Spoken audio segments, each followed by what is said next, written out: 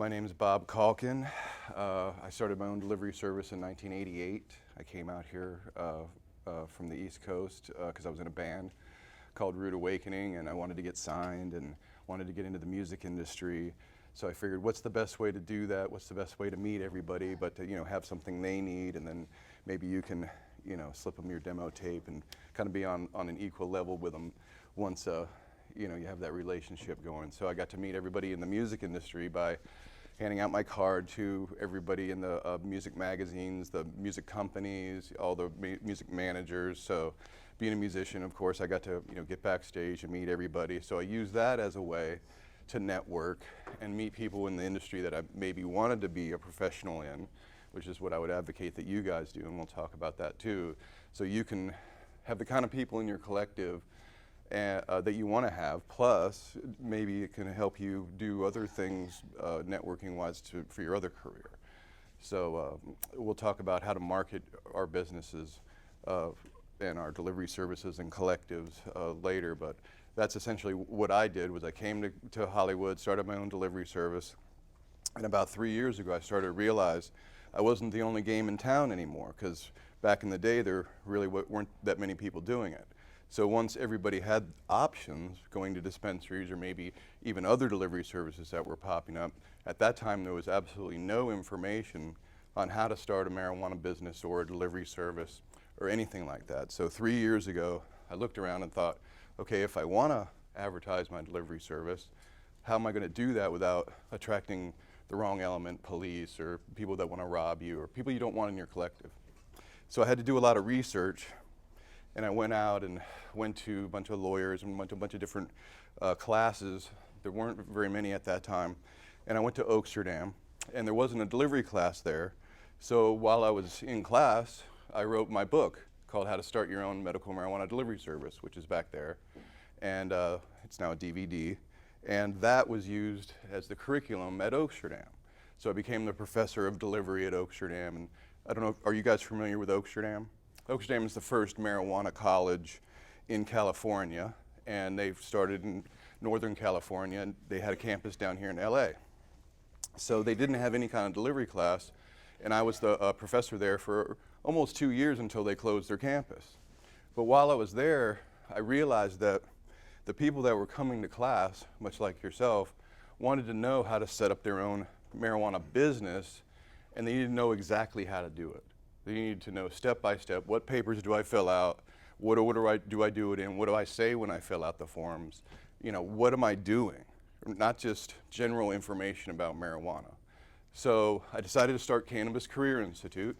That was March in 2009, and we've been really successful over the past almost 3 years helping people to set up their marijuana business and showing them exactly how to step by step. So that's what you guys are here to find out. And the other thing I realized when I was teaching there was there was a lot of information that was being taught that wasn't specifically relevant to everybody that was in the class. So what I'm going to go over here, the first part of the class, is going to be relevant to every single person that's in here. So it's going to be the State Attorney General's guidelines and exactly what everybody in here has to know in order to start their own medical marijuana business. So this is something that you can't just miss out on. So this is the nuts and bolts of what we're doing here. All the other experts are going to come in here and answer your questions about how do you implement the things that we're going to first do, which is to create the foundation of your business.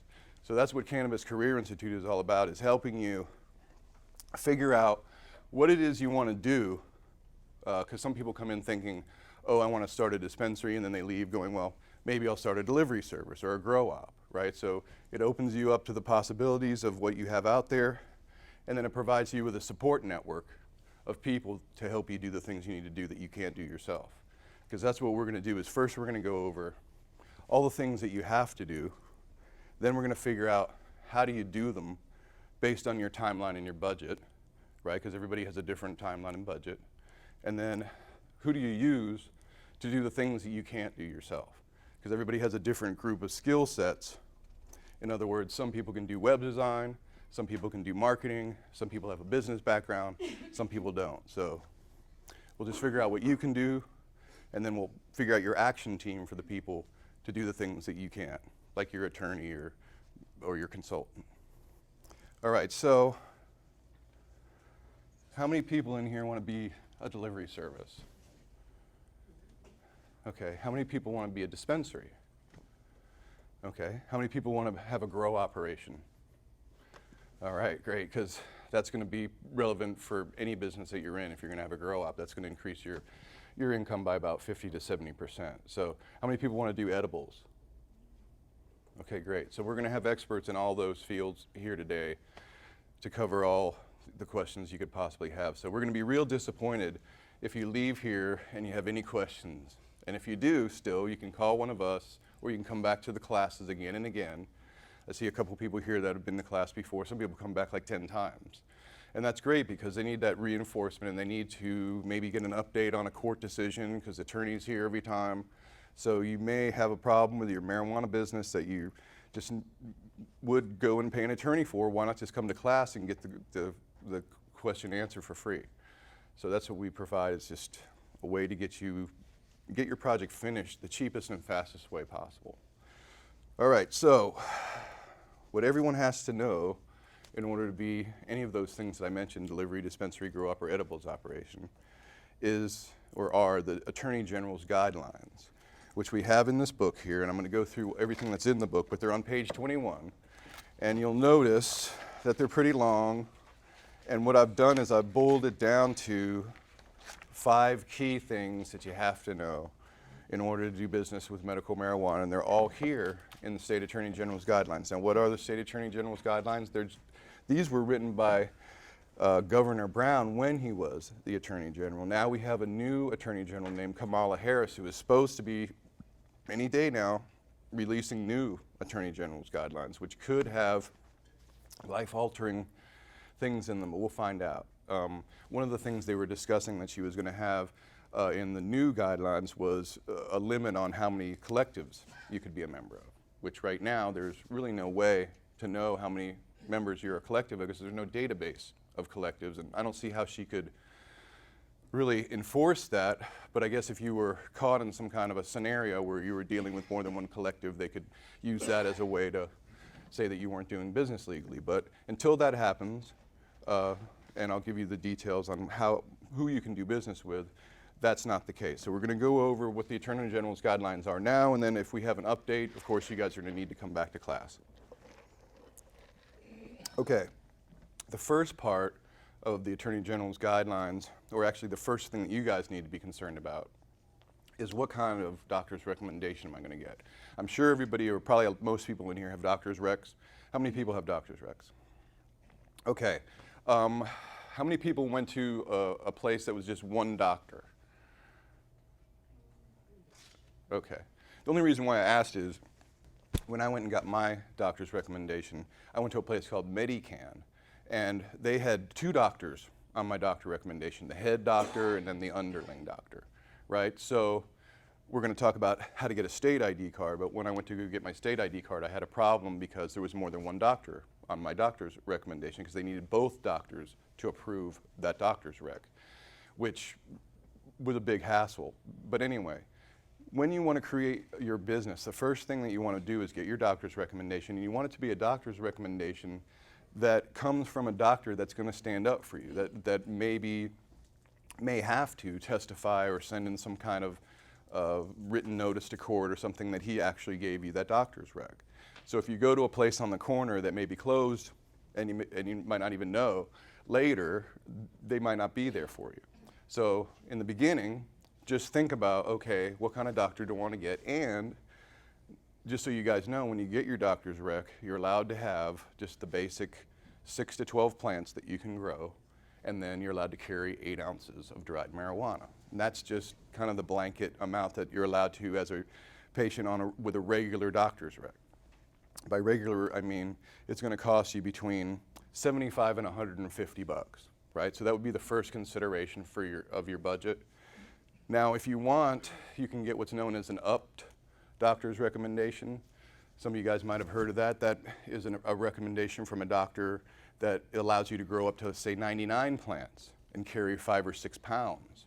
So those of you who are growing, or those of you who are going to have a delivery service, you might want to get one of those, and they generally cost you, say, $250 instead, and they come from a doctor who probably is willing to put his butt on the line for you, because, say, the doctor that I send people to, Dr. Eidelman, and I'll put his information on his number up here. He will give you a rec because he's already been prosecuted for giving out recommendations and he won. So he is not afraid to give you an upped recommendation. A lot of doctors are, because they haven't been through the ringer and they don't have that kind of experience. Let's see. See, I can remember it.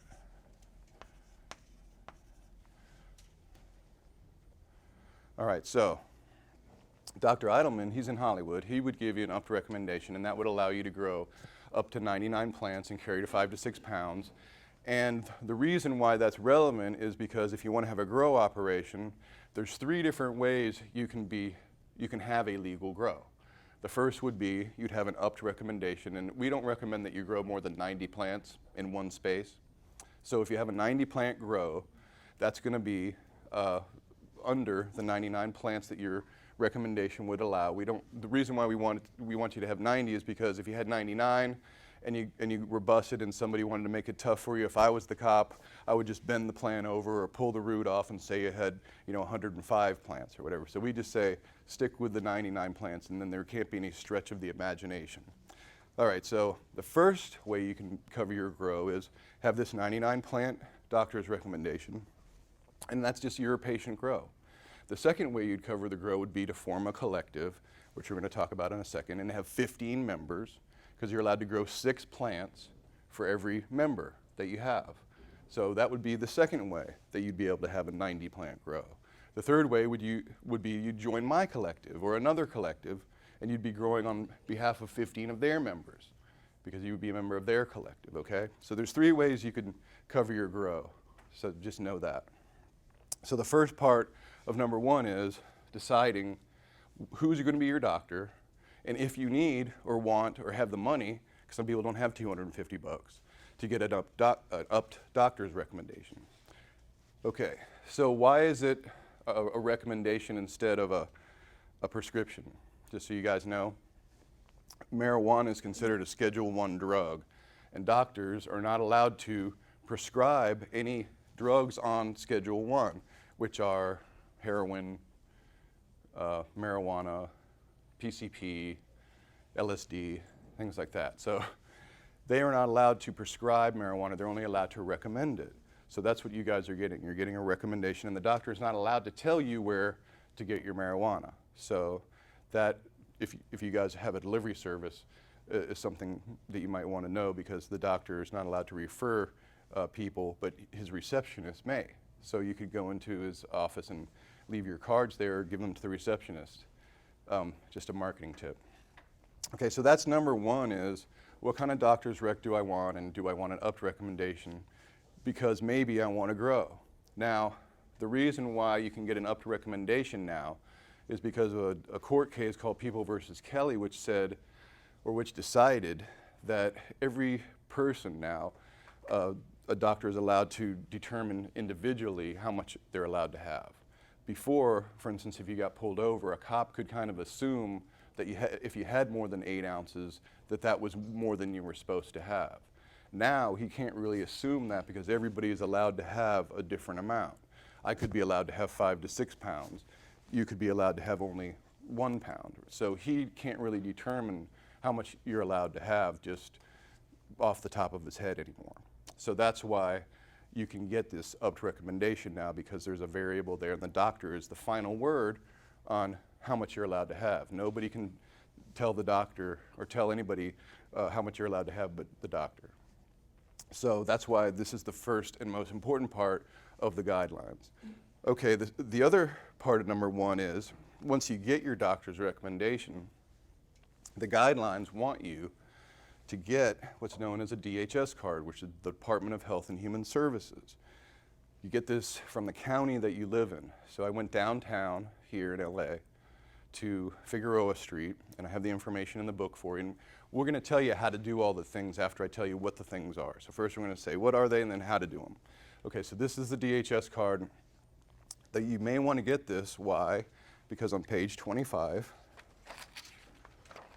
under number 3, it says very plainly, if anybody wants to argue with you, you can mark this part right here. It says, a state ID card is the best form of proof because it is easily verifiable and provides immunity from arrest if certain conditions are met. So right there, it says if you have this card, you will be immune to arrest if you have a law enforcement encounter, okay? Then it says, the next best forms of proof are a city or county issued patient ID card or a written recommendation from a physician.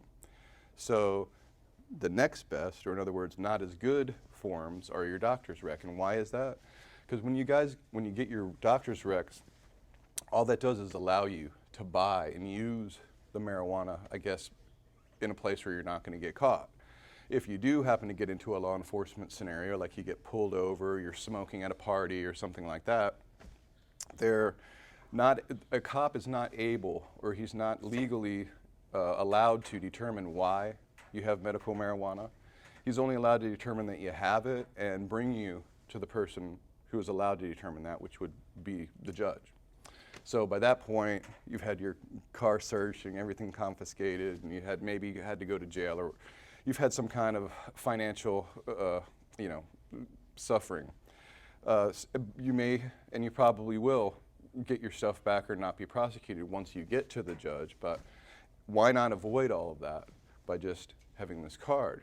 Why? Because if you do get pulled over, and I'll tell you a story in a second about me getting pulled over, the cop, as I said, is not allowed to determine why you have the marijuana. He's just allowed to determine that it's there. So if you can show him that card, he can take it back to the car and easily verify in real time that you are a patient. So for instance, he can't, if he wants to be an asshole, he could take your doctor's recommendation and just rip that up because he's not legally bound to observe that. He can't, if he called the number on it, it could be your sister that's answering the phone, right? So he has no way to prove that that doctor's recommendation is any good. That's why you need to have this, which is just a card version of your doctor's recommendation. It just proves that, and you can write this down, that you're a state-registered healthcare provider when you have this card. In other words, you can be in a collective, you can bring marijuana to people, you can sign people up for the medical marijuana program. You have a little bit of clout when you pay for this and a voice. So get the card, and that also proves how many patients there are in the county, because a lot of times they'll try to close or say that they want to close dispensaries because not enough people signed up for the marijuana ID card. How do you get the card? Well, I have the doctor's letter. But we have that information right here on page, let's see here. That is on page 15. But I'm going to get to how to do all these things next. First, we're going to talk about what all the things you need to do, and then how do we do them after that. All right, so you'll note that it says here, patient ID card. You guys might get confused by that because this is actually a patient ID card. And when you go into the DHS office, they're going to ask you, do you want a patient card or do you want a caregiver card? Now, this is the time when I talk about what's a caregiver. You guys heard that word before, caregiver? Back in 1996, when all these laws started getting passed, people thought that the word caregiver would have some kind of legal meaning. They thought that it would mean somebody that provided medical marijuana to somebody else. But according to the Mensch decision, a judge has decided that you are only a caregiver if you live with or you financially take care of someone. So if you go to the DHS office, you can be a caregiver, but that means you're going to bring along your buddy or your relative that you're going to be the caregiver for. You're going to get a caregiver card for them. They're going to get a patient card for themselves. So you guys probably are never going to be caregivers. So just wipe that whole caregiver word out of your vocabulary. If anybody ever asks you, are you a caregiver? No. Say very specifically, no, I'm not a caregiver. What are you? Well, I'm a member of a collective. I'm a patient. We all work together as fellow members to facilitate and coordinate the transactions in the collective. And it's a private collective, and that's exactly what I am, is just a patient. So that's what you do when you get your card, is you ask for a patient card, because the form is like 4 pages long. And Mike, you've been to the DHS office, and he was pretty shrewd, because when he called the DHS office, they'll give you an appointment for like a month away. And he asked, well, if there's any cancellations, can I come on down? He came on down because they had one, and he had one within a week, right? So, I mean, if you have the will, there is a way. Just so you know, when you go down there, it's really easy to get your card. The people are really friendly. The lady's name is Sharon. There's another lady there, at least in the LA office. If you're not in LA, you just Google medical marijuana program and then your county, like Sacramento or Tulare or whatever, and that'll be the first link. But when you go in there, they're going to ask you, do you want a patient card or a caregiver card? You want the patient card, and you can download the form ahead of time. And you can get that online, and like I was saying, it's right here on this page 15. And what you bring is a photocopy of some kind of bill or car registration or proof that you live in the county. $153. Your your driver's license and your doctor's recommendation. So it's really easy. They just take your picture, and you're in and out of there in about 15 minutes. And they're going to ask you, do you want to pick it up or do you want it mailed to you? And you want to pick it up because if they mail it to you and it gets lost in the mail, then you're out $153. So there's how to get it right there. So that's the first part, or both parts of number one. Number one being the doctor's rec, number two being this state ID card. Did you guys have any questions about either one of those things? Doctor's rec or DHS card? About getting the doctor's rec, would it go like as a patient to get it, or? Well, when you go to get your doctor's rec, for instance, if you went to Dr. Eidelman, he would just ask you some questions about your history, and then he would tell you why you needed to get a doctor's recommendation. So don't worry or get stressed out, oh, I've got to prove this or that. Just answer the questions that he has, and probably he's going to figure out why you need to use it and recommend that you do. Do we need to get the doctor's recommendation prior to going in? You don't have to get an upped recommendation, but any kind of recommendation is going to do fine to get your DHS card. Or that's why I said, if you don't have the money to spend $250 on an upped recommendation, just go get one for $75. But try to get it from a doctor who is a single doctor that has been around for a while, that's not going to go anywhere. So that you don't show up at your dispensary or get pulled over and you find out, oh, my recommendation isn't any good anymore because the place closed down. So that's happened a lot, where people don't even know that their recommendation or their DHS card isn't good anymore because the doctor has gone out of business because he's not a reputable doctor. If you were given a card as a caregiver and just recently your patient died, but you still have this card, can you not apply for the DHS card without that patient? Well, you wouldn't be able to be a caregiver, but you can bring up to 10 people to get cards. So if the person died, then it would be good probably up until the expiration date on the card, and then you wouldn't be able to use it anymore. Yeah, because just so you guys know, all records at the DHS office are confidential, but at the end of the year, you need to they just expunge it from the record. So, for instance, my friend got busted at the Burbank airport, and this is another reason why to get a DHS card. And he forgot that he had a ½ pound of weed in his bag. So he had to go to court, and the judge, since he had a DHS card, let him off, even though the card was expired, and even though they couldn't verify that the card was good anymore because there was no record of it anymore, because it had already been wiped from the record. So luckily he still had the card, because if he didn't have the card, he would have maybe had some legal problems. But just having an expired card was good enough for the judge to let him off with a ½ pound in an airport. So that is another reason to have it. Plus, I was going to tell you about what happened to me. I got pulled over for coming to an incomplete stop at an exit ramp, And I got pulled over by a highway patrolman, and he asked me for my ID. And when I get pulled over, I have a file folder that's in my glove box that I just pull out. It's ready to go. It has a blown up picture of my ID, so it kind of makes them laugh when they open it up because it's big, and then no way they can not see who I am. So then it has my car registration and my insurance in there, not my DHS card or anything. So I give that to them. They go back to the car. They check it out. Then when the guy comes back, because I got long hair, or maybe because he says this to everybody just to see what they say, he says, "Do I smell marijuana?"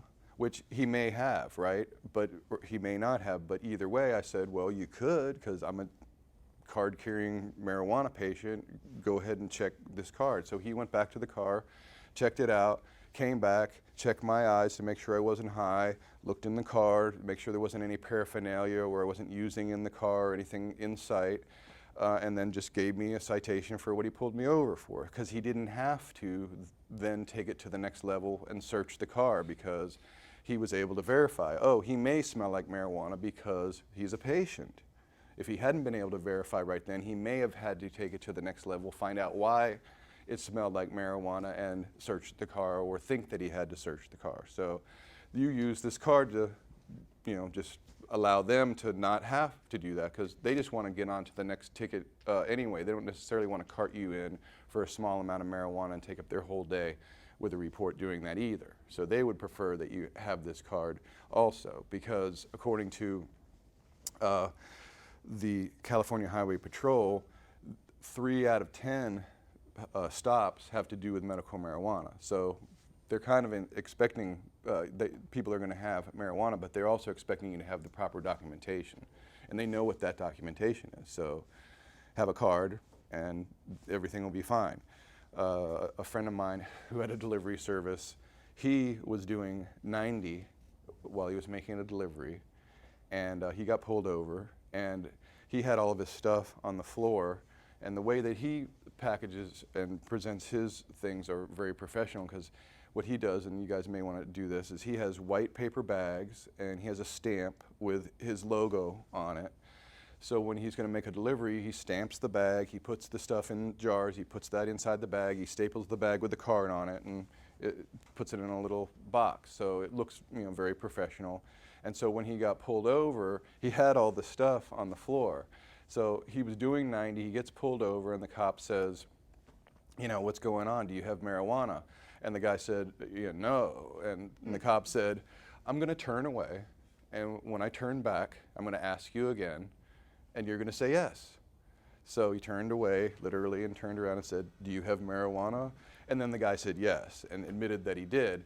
And since he had his DHS card, and explained, yes, I have a delivery service, and he was honest with the cop let him off. So I'm not telling you to do that. I'm just saying that there are some cops out there who aren't assholes, and if you have the proper ID and you are respectful and honest with them, they will let you go and just give you a ticket for doing 90, which I don't recommend you do if you have a delivery service. When I do my deliveries, I'm doing like 100, 200 miles a day, and I'm expecting to get pulled over every 18 months, say average, just for driving regular, because as we all know, we don't always come to complete stops. I got pulled over one time because there was a cop right behind me, and I didn't let the inertia of the car pull all the way back when I came to a stop. So that was, even though I came to a complete stop, I hadn't come all the way to a complete stop. So most people don't do that. Right? So eventually you're probably, for some reason, going to get pulled over, and when you do, you have that file folder in your DHS card, and we can talk about protocol of what happens when you get pulled over later, but that's the first part of the State Attorney General's guidelines. The second part, which is the most complex and expensive part, is forming a collective or a cooperative. Okay, first I'm going to go through what is the definition of a collective. A collective has no definition as far as the state or the government goes, because a collective can be formed by one person or just me and Dan, and we can just sit down and decide, what kind of collective we want to be. We could be a car collective, we could be a candy collective, we could be a cooking collective, we could be a crippled children's collective. So there's really no way for the state to say ahead of time, okay, collectives have to do this and collectives have to do that, because they don't even know why people are going to form these collectives. Because a collective is just a group of people that comes together with a like mind and purpose. It's a private membership-based association or a club. So you guys are forming a private club, and you guys are deciding amongst yourselves exactly what the rules are, how it's going to be run, who benefits from it, why you're doing it, why you've created it, aside from the fact that you're selling marijuana. Or not selling marijuana, but providing marijuana for everybody in the collective, whether you're growing it or whatever your function is in the collective. Because when you're forming this collective, the reason why you do and the reason why the Attorney General wants you to form it is because you're supposed to collectively and cooperatively grow and produce this marijuana in this clean little circle that you're going to be creating. There's this swirling black market that's going on out here, and the State Attorney General wants you to form this clean little collective because no one in a collective is supposed to personally financially benefit from the formation of this entity. And that's why you're supposed to form a nonprofit mutual benefit corp, this collective, that is going to be a closed circle where everybody in the collective is only going to grow and sell within that group of people. Everybody's a known entity, and all the taxes are being paid for within that clean little circle. Now, you're kind of like the sheriff of this small town where you're not the dictator, you're not the boss, you're not the president, you're not in charge of everybody in the town. You're just kind of there to make sure everybody does everything correctly. You're just a fellow citizen. You're not better than anybody else in the collective. As I said, you're not a caregiver for anybody else. You don't have any special powers or duties that are better than anybody else in the collective. You just have a title, which is manager / director / operator. That's what you're going to be doing in this collective. So you're going to form this collective, which is a closed group of adults, private group, membership-based association that could have to do with anything. You don't even, people who aren't in the club don't even need to know what goes on within the club, as long as it's a legal entity and everything that everybody does is legal and follows state law. You're allowed to do whatever you want and create whatever kind of rules you want in this collective. So that's what your duty is, creating this collective and deciding what's the concept of this collective, who's going to benefit from this collective, and how does it work, and what are we going to do. So for example, you're a delivery service. Don't think of yourself as a delivery service, just think of yourself as a collective where the members, or one of the members, probably you, is willing to make a delivery to somebody that's homebound or terminally ill. So for instance, when I advertise Bob's Delivery Service, the reason why I'm saying Bob's Delivery Service is because if I advertise Bob's Collective, people won't know why to call me. So you guys really are just a collective. Everybody in here is going to form a collective, a private group of people that is only doing things amongst themselves and no one else has any business about. And that is essentially what the State Attorney General wants you to do, is to form this group of people where no one person is supposed to benefit financially. But as we know, you guys had the meetings last night and nobody showed up. So you're actually kind of the dictator of the collective anyway. You're in charge of everything that happens within that collective, taking care of the financial responsibilities, keeping track of all the members, keeping their documentation in order. So you have a lot of responsibilities and you're supposed to be compensated for that, and we'll talk about that in a second. But this collective that you create doesn't have any rules except for the ones that you make up for it. So that is what a collective is. A cooperative is essentially the same thing, only it has a definition. If you look on page 5, and if you look in Wikipedia, you'll see that a cooperative does have definitions. A cooperative has 7 principles: voluntary and open membership, democratic member control, blah, blah, blah, blah, concern for the community. So a cooperative has a definition. So in other words, I like to think of it as a place where somebody goes to get a discount on goods and services. So for instance, a Costco. You go to a Costco, you become a member, you get a discount on all the stuff they buy in bulk because of all the members they have. Same with a dispensary. The more members a dispensary has, the less the price is supposed to be, right? Until it doesn't cost anything, but that never happens. So a dispensary gives you a discount on goods and services because they're allowed to buy in or grow in bulk and buy in bulk on your behalf. So everybody in the collective is benefiting from that arrangement. You're getting it for cheaper, they're getting it for cheaper, everybody's benefiting. So that's why, hey man, you're supposed to set up a cooperative or be a cooperative if you're a dispensary, which is just another word for collective. So I created this little easy way to remember the difference between a collective and a cooperative on page 6. And for all you guys that are starting a dispensary, just think of yourself as a cooperative automatically, because a dispensary is a cooperative because it's a place where you go for a discount on goods and services. You become a member and everybody benefits from that relationship. Okay, so a dispensary is a cooperative. A cooperative is a collective because it's a group of people, it's a membership-based association, it's a club. It just happens to have a place. If you're a delivery service or a grow op or an edibles operation, you might not have a fixed location. So that's the difference between, so a collective can operate in the hearts and minds of its members anywhere that it wants to. A cooperative has a fixed location. So a dispensary is a cooperative is a collective, but a collective is not necessarily a cooperative. A collective can be, as I said, a dictatorship. It could be just the people in this room, or just the people that live on this street, or just people that have brown hair. It can be any kind of, you can discriminate against anyone that you want, because in the collective, everybody's supposed to decide amongst themselves who the members are going to be. So it's really the members who decide who can be in the collective. So a collective is not a cooperative necessarily, but it probably will be, because you probably are going to give a discount to your members, right? So most collectives that are just collectives are cooperatives too. So not trying to confuse you, they're essentially the same thing. I'm just trying to point out that collectives can do anything that they want. Cooperatives have some expectations and some definition. So there's not really a definition of what a collective has to do or has to be. A cooperative, there really is. Okay, so that's the difference between the two. And I also wrote here, collectives and cooperatives are membership-based associations or clubs, and delivery services, edibles operations, and grow ops are collectives. So everybody in here is going to form a collective. It may be a cooperative. It may give a discount on goods and services to its members. Probably will. I would probably say 100% of you guys are going to give discounts to your people. So you guys are going to be forming cooperatives.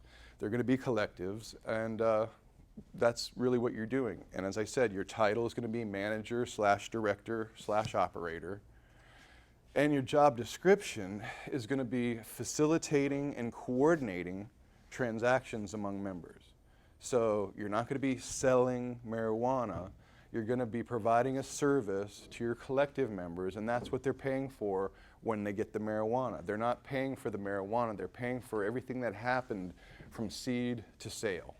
All right? So they have to compensate, for the lights it took to grow, the mileage on your car, all the time it took to trim it. All that stuff is just getting lumped into this service fee that you're paying when the person brings you the marijuana. So that's the idea of a collective, is just being a member of a group where everybody's doing something different. I'm having somebody in the collective grow, somebody in the collective trim, somebody brings it to somebody else who packages it, who then brings it to the homebound or the people that can't go to a dispensary. So that is your responsibility to coordinate all those services. And when you have a collective, you may have, or you may want to have members or employees, but they're not going to be employees, they're going to be contracted workers, because a collective has to take on the form of a nonprofit association. So that's the first thing that you guys are going to have to do, is you form this nonprofit mutual benefit. It's basically a corporation, and you need to get a FEIN number attached to it so that you can pay your taxes. And that's really all. That's the only reason why we're here, is because we need to learn how to set up a corporation so that we can then pay our taxes on all the transactions that we're going to make. Because what we're doing is illegal federally, but it's legal in the state. So if we pay our federal taxes, they really can't say that what we're doing they can say that what we're doing is illegal, but they can't arrest us for it. So they could if we weren't paying our taxes on the things that we were doing. So why do we have to form this nonprofit mutual benefit corporation is because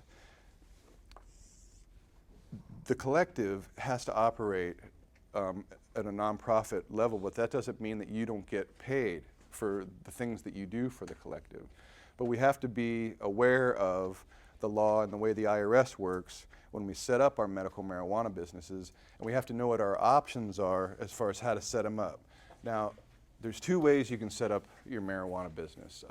One is, okay, I don't have any money at all, right? I just want to get started, or maybe I don't want to spend $2,000 or $3,000 because that's what it'll cost to set up your corp, and I'll talk about that in a second. Maybe I don't have any money, maybe I want to start from scratch. And just so you guys know, I know that you can start from literally zero, because when I first came to Hollywood, I didn't have any money, and I found a wallet on the ground with $300 in it, and I bought a quarter pound. And I used that quarter pound, parlayed that into, you know, my multi-million-dollar delivery service. No, I'm only kidding, but I used that to propel myself, and that was the foundation of my business. So I know that all of you guys, regardless of how much money you have, you can start a business and be successful if you have discipline. Now, on page, let's see here, on page 9, we have the easy and cheap way to form a medical marijuana business. That's just by creating a collective, as I said, and it only takes one person to form a collective. And if you want to create a collective or even a corporation, all you're doing is reserving a name with the state. That's it. All you do is reserve a name, and if somebody hasn't used it before, it's your business. So that's all you're really doing with these forms, is creating a name, and that's your first job after you come up with the concept of the collective, is what do I want to call my collective.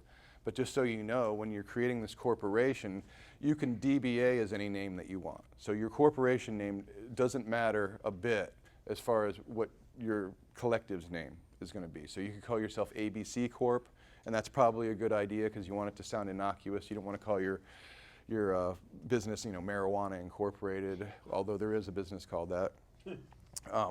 You just want to make it as innocuous sounding as possible so that they approve the name and nobody's used the name. So come up with something that's just really boring and like put it on your form. And this right here on page 9 is for $10 a way to create a collective.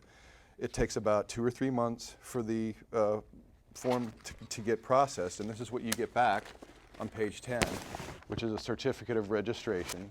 So anybody done that in here? Has anybody got theirs? Okay. This is what's known as an unincorporated association. So this essentially creates a collective within the state of California that's legal, and Michael will talk about that, our attorney, later. And this was mine. I just put Green Dot Association. So if you were Green Dragon Collective, you could put Green Dragon Association. So just whatever your name is, association, your address, sign it at the bottom, put president, send it in, and like I said, in a couple of months you'll get this back, maybe 3 months. But that is the cheap and easy way to be a collective. You get a business license and a seller's permit, and boom, you're legal in the state of California. Now, I don't want to confuse you and say, you know, this is the way to do it and that's the only thing that you have to do, because at the end of the year, you'll be paying your state taxes if you have this entity, but you won't have any way to pay your federal taxes. And the only way to pay your federal taxes is to have this nonprofit mutual benefit corporation. Now, why do we want to have some kind of corporation? Well, aside from the fact that we want to pay our federal taxes, we want to not use our social security number or report our income on our own personal taxes. So whatever income that we get, we want to have the collective pay the tax on that transaction. So the only way to do that is to create this association or this nonprofit mutual benefit corp. The nonprofit mutual benefit corp is going to cost you probably $2,000-3,000. Well, actually, if you call around to attorneys or accountants and you say, I want to start my own medical marijuana business, they're going to tell you, okay, I'm going to create this nonprofit mutual benefit corp for you. And then you're going to say, okay, well, how much? And then they're going to say somewhere between $1,500 and $5,000. That's what their quote's going to be, depending on how high profile of an attorney they are, or accountant. We'll talk about the difference between accountant and attorney. But when you set up your nonprofit mutual benefit corp, just so you're aware, I have a relationship with a federal tax agent, and he told me, okay, I want to bring marijuana businesses into my accounting firm. He's like 70 years old. And I've done my research on marijuana businesses, and in California, you're supposed to have this nonprofit mutual benefit corp if you're a marijuana business. And most dispensaries and delivery services and everybody has formed this nonprofit mutual benefit corp, and they've created a bank account that's associated with that. And that's how they pay their bills, and that's how they pay their employees, and that's how they've been paying themselves.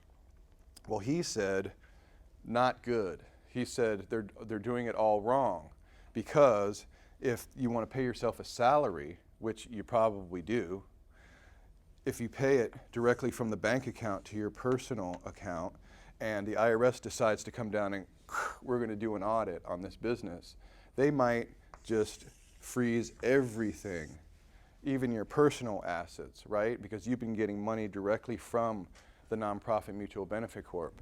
He said, not good, don't do that. Have a firewall between your marijuana business and the money that you're going to be getting as a salary by creating a C Corp over here, which is a for-profit. So this is a nonprofit, this is a for-profit. You have two corporations, you're on the board of both, right? The C Corp manages and consults with the nonprofit mutual benefit corp, and they pay the C Corp a fee for doing that, right? Now the C Corp is where you're getting your salary from, and it's going into your personal account. You can declare that income, and that is how you pay yourself a salary.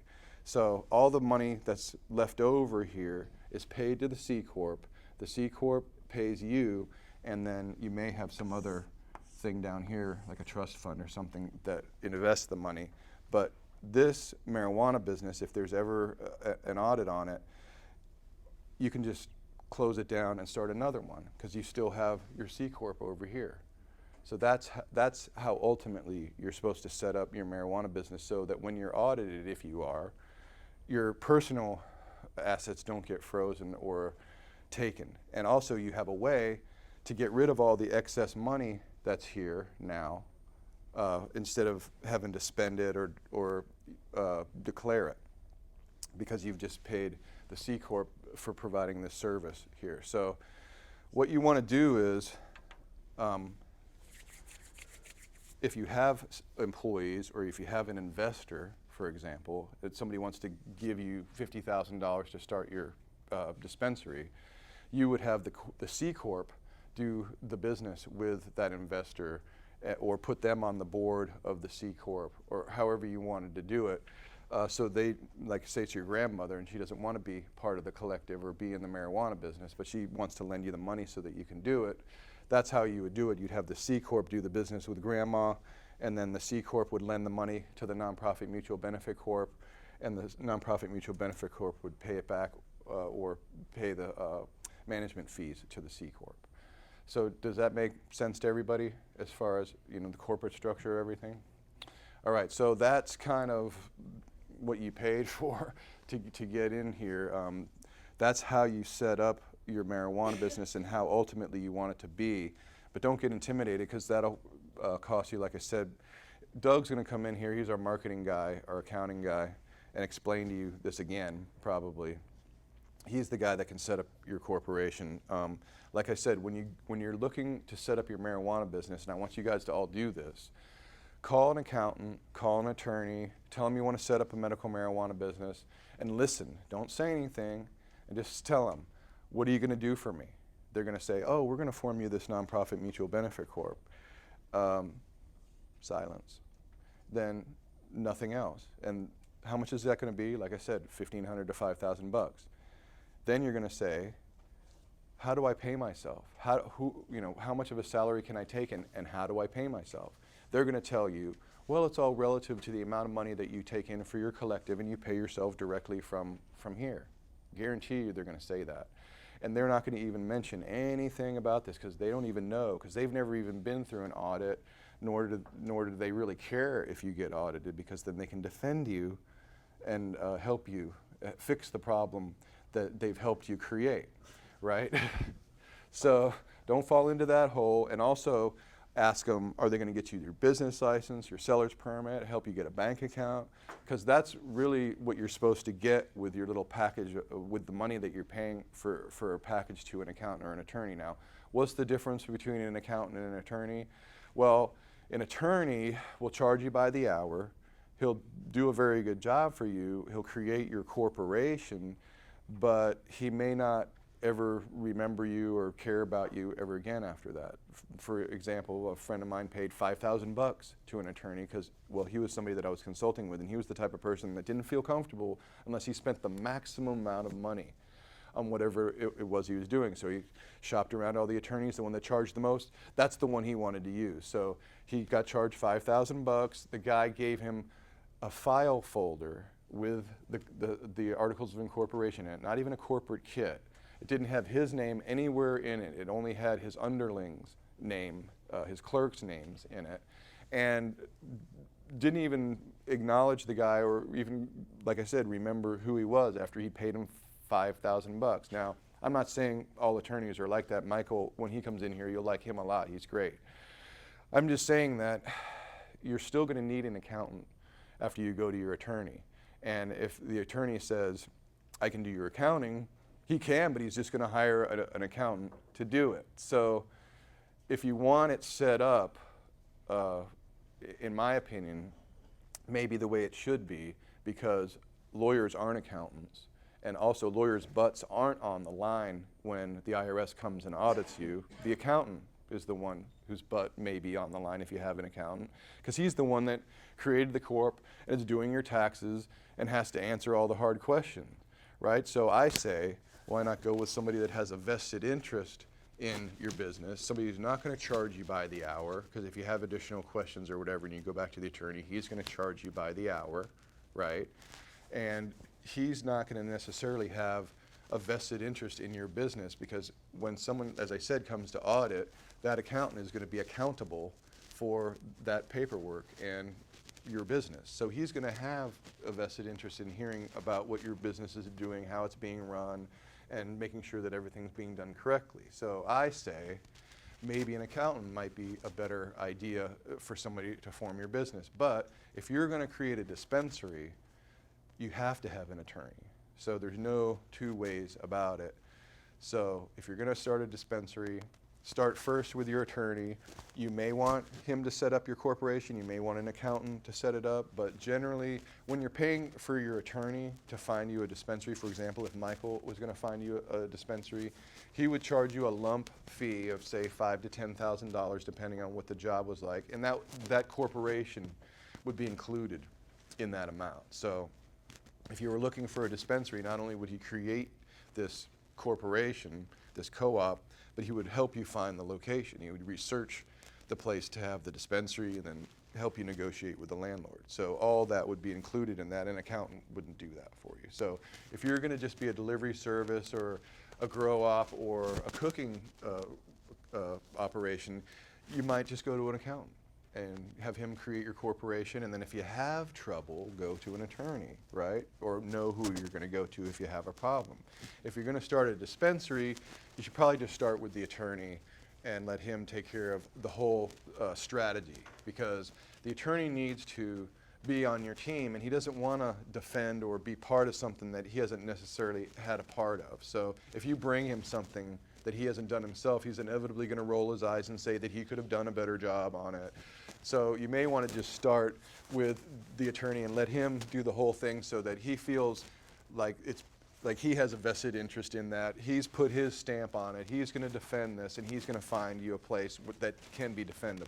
So it's going to be kind of his butt that put you in that scenario. So good attorneys like Michael will be responsible and won't want to put you in positions and take your money for doing things that are unrealistic or things that won't pan out or you're going to get busted.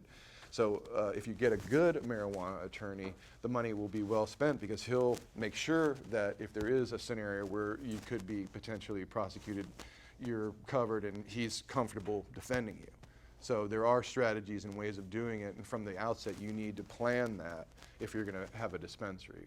For example, Hennessy, he is working to find a dispensary and paid Michael to find a location, and Michael's going to research every potential zoning possibility, give him a recommendation on a place that's zoned correctly. So even if he does have some kind of problem with the city coming and saying you can't be here, he'll be zoned correctly, he'll have applied for a business license, and whether they give it to him or not, he'll have the ability to stay open until his due process is taken care of, because he's gone about it in a legal way. Now, if you just open up willy-nilly somewhere, you won't have that, the lawyer won't have that ability to defend you. Does any city give business licenses for that anymore? Well, the whole thing is, and Michael's going to talk specifically about that, is you will research the zoning for any place that's potential, and if you have the money or if you have the cojones, you will plunk yourself down in a place where there's no other dispensary, and the lawyer makes sure that's zoned correctly, and he'll be able to defend you. But if it's not zoned correctly, he won't be able to defend you, and Michael will go into this in very specific detail. All right, so the second thing, then we're still on number 2 here, is forming this collective and cooperative, and you guys first should know what's the difference between a collective and cooperative, and we went over that, right? And how do you create a collective or cooperative, and that's either filling out this form here on page 11, right, for $10, or hiring an accountant or an attorney to do this for you. So, any questions about the whole collective and cooperative thing? Okay, good. I've explained myself well then, because that's the whole idea, is I don't want anybody leaving here confused. Okay, so that's the second thing out of the 5 things. The third thing is you have to have a membership agreement. Now, what is a membership agreement? The membership agreement is the rules that the collective members have created amongst themselves, and you guys can write your membership agreement yourself, or you can go to my website and join my collective, and I'll be happy to send you a membership agreement that Michael created for me. I paid him $1,000 for it. You guys can have it for free if you just join my collective. I'll send you a copy. You can take my logo off and put your logo on there. If you go to my website, you can use anything that's on there, like the bylaws, the Constitution. You can see how my whole website is designed. Use anything you want, except for the green dot guy. And the only reason why I say that is because one of my students came to me and he said, yeah, I went to your website, I got all that stuff off of it. I really like the green dot guy, I'm putting him on my site. And I'm like, no, you don't use that part of it. You come up with your own logo and name. So that's your job. Come up with some kind of thing that represents the collective and get the URL for it, which is the www.godaddy.com. So make sure that's available. And that's the thing that you're going to use to market your collective, if you're going to market your collective. Because some people have a website, some people don't. Some people with a dispensary probably do have a website. Some people with a delivery service probably do have a website. Some people that have a grow operation probably don't, or an edibles operation, maybe they do. Would you define a grow operation? A grow operation is just a 90 plant grow, and that's all that you do. So if you have a grow operation, you don't even have to do any of this stuff. You could just be a member of somebody's collective, be growing for that collective, and all that was just for that collective, or just for the members of that collective. So that could be a grow op, right? So you make a contract with a collective, you're just growing on behalf of somebody. That's basically what a grow op is. Or you have your own collective and you're selling your own stuff that you're growing from your grow op. So It doesn't have to be in a warehouse, or it can be in your backyard? it can be pretty much anywhere as long as it's under 90 plants, or 90 plants or under. And if it's outdoors, there's different rules than growing indoors. But if you have a private residence or any place that it's allowed and you're a patient, then you can grow there, as long as you're not violating fire or electricity codes. So, Well, the thing now, does that have to be registered with the city? well, no, because there's 3 ways you could have a grow. One would be you just have a personal grow, and that would mean you could grow that grow anywhere, like in a warehouse, in your house, anywhere where the landlord was okay with it, right? Or where you thought it was safe. The other way that you would have the grow would be as if you had a collective. But you don't have to register that grow, because the #1 rule of a grow operation is don't tell anybody where your grow is, right? So you're not registering a grow, you're just creating this cooperative or this collective that's able to pay the taxes on the stuff that you're selling from that grow. So that's what you're registering. You're getting a business license and a seller's permit so that if you sell any of that stuff, you have a way to say that you're doing it legally. So all you need is a grow op, a collective, and a business license and a seller's permit, and you can sell the marijuana from that grow, but you can only sell it to someone who has signed this membership agreement that we're talking about right now. So, do you have a question? Yeah, can you join multiple collectives? Yes. You can join as many collectives as you want to. Why? Because we have a constitutional right to associate with whoever we want. That's the one reason. The second reason is there's no database that connects all the collectives together, so there's no way to tell if you're a member of more than one collective. And also, I don't know if you've noticed this, but when I join a collective or I go to a dispensary, I have to join the collective in order to get into the collective to even find out what it looks like or if it's any good or not. So I might get in there and realize this place really sucks, or it only has this. I still need to go to this other place. So it's not practical to limit the amount of collectives you can be a member of because, for instance, one collective may not have that week what you want. You may have to go to another collective. They might always have it and they just don't have it that one time. Have to go somewhere else. So you have to have options.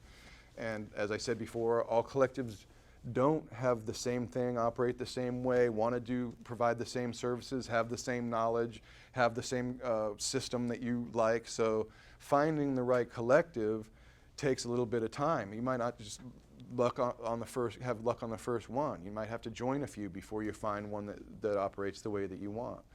So anyway, that's that. So the membership agreement, the reason why you guys are creating that is because first you created this collective to absolve yourself of personal liability.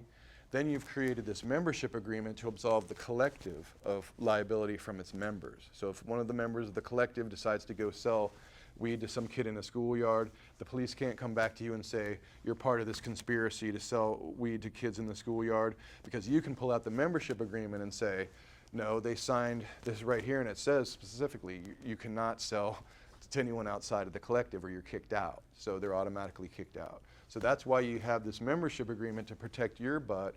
And that's what all of these things are that we're doing is we're creating this paper trail, this big pile of papers that creates reasonable doubt that what you're doing isn't a criminal thing. I had to testify against or for somebody that was a member of my collective who got busted for having 7 pounds. And they were in Sonoma County. And in Sonoma County, you're allowed to have 3 pounds. But he had 7, so he was in big trouble. I think 3 pounds is pretty reasonable, don't you? I mean, I'm not usually carrying around more than 3 pounds.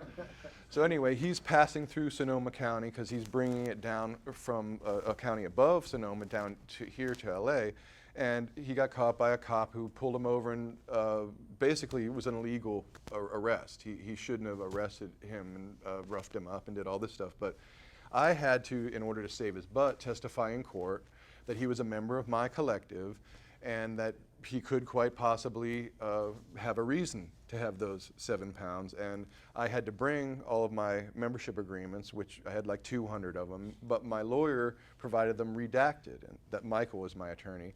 And redacted means it has them all blacked out so they can't see who they are. So you guys aren't expected to show membership agreements to the police or anything. Your attorney is the only one who's going to present these documents. The only thing that you're going to show to the police are the DHS card. That's the only thing that you need to show to them. And then you need to say, my attorney will present to you the proper documents that legitimize my collective and everything that's going on. Don't need to say anything else. Just call my attorney. The attorney will talk to the cop. The cop will have him talk to the supervisor. And the attorney will present your membership agreements or your collective paperwork or whatever it is that's going to prove that you're in the right. So don't think that the cop is the person you got to show this stuff to. All you show the cop is the DHS card. That's it.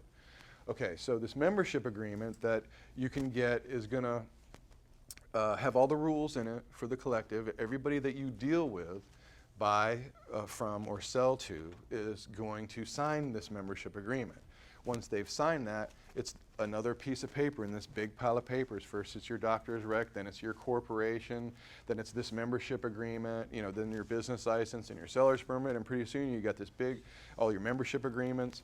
Pretty soon you've got a big pile of reasonable doubt for anybody that ever wants to say that you're doing something illegal. Okay, so this membership agreement is something that everybody has to sign that you're doing business with, and you have to explain to them when they're coming into the collective that they're joining a collective, because if a policeman busts you making a transaction and asks the person you're making the transaction with what's going on, and they say, well, you know, Bob's selling me weed.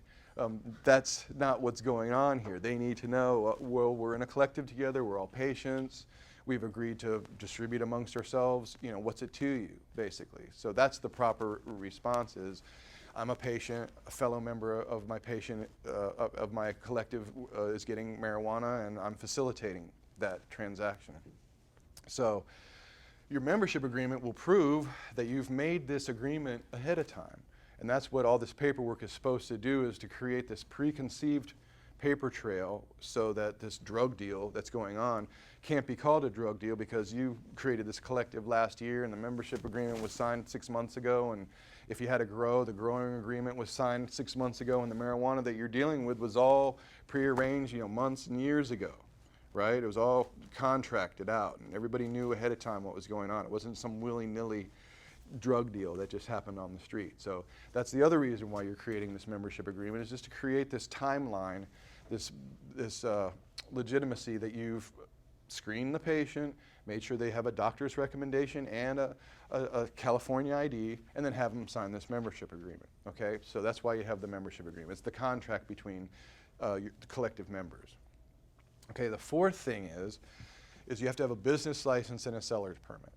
So the business license is something that you get from the city that you have a mailing address in, okay?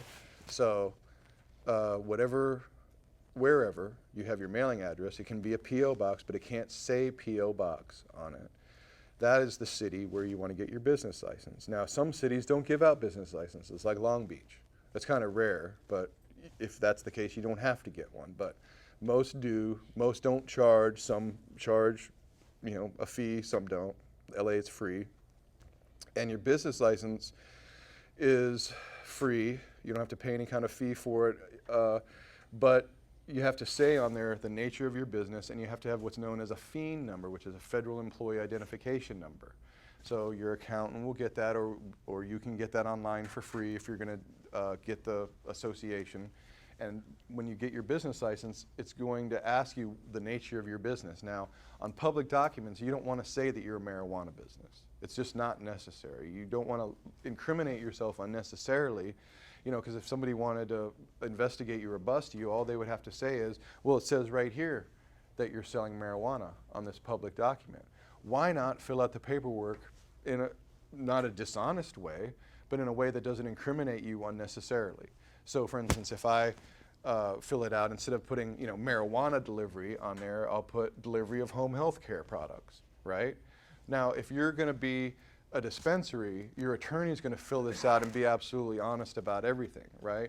But if you're a private collective, you don't necessarily have to disclose anything, but you want a retail business license, and they're going to ask you what kind of business is it.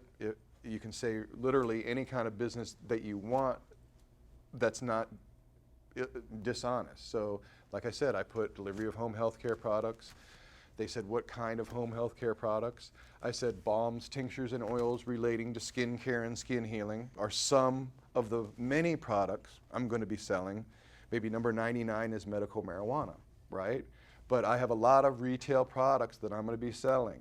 And if I go in, for instance, to the seller's permit office and I say, I want a retail seller's permit, and they say, what kind of items are you going to be selling? And I say refrigerators, and they put me in the appliance category. And then I walk out to my car and I decide, you know what, I think I'm going to sell shoes instead. I don't have to march back in there and tell them I'm selling shoes now, because it's still in the retail category. If I wanted to sell hot dogs or be a masseuse, then I would have to go back in there and they'd change it to the food category or the services category. But the fact that you have a retail business license and a retail seller's permit is all that you need. You can sell any retail product that you want once you get those business license and seller's permit, just so you know. As long as you're paying that 8.75% tax on that transaction, you can sell anything that you want, okay? That's why we're here, is to create a way for you to be able to pay your tax. But is it any of their business what you're selling? Not really. So get a business license however you feel comfortable. And if you need counseling on that, you can call me. But your accountant will probably fill all that out for you. Your attorney will probably fill all of that out for you. You won't even have to worry about what I'm talking about. This is for the people that are going to be doing it themselves, okay? All right, so business license you get from the city that you're operating in or wherever you have a mailing address. Your seller's permit comes from the state, so just Google Board of Equalization and go to the closest office, and both of those things are free. Okay, any questions? Do you recommend a bond service A bond service for, for the seller's permit? well, Did the city of LA, they're requiring a $25,000 bond? if you're a dispensary, you mean? Yes. Well, they're going to put a lot of hurdles on you. And in LA, for example, you wouldn't be able to legally apply to be a dispensary right now. So you can talk to Michael. There's LA County and there's LA City. And there's different approaches for either one of those. If you had to have a dispensary in LA, you could buy an existing one, or you could get a location that hadn't been built out yet that was still legal. That's pretty much your only option for LA, but Michael will talk to you specifically about what your options are as far as LA goes and tell you the reasons why various cities are doing the things that they're doing. All right, so the fifth thing is that you have to have a patient verification system.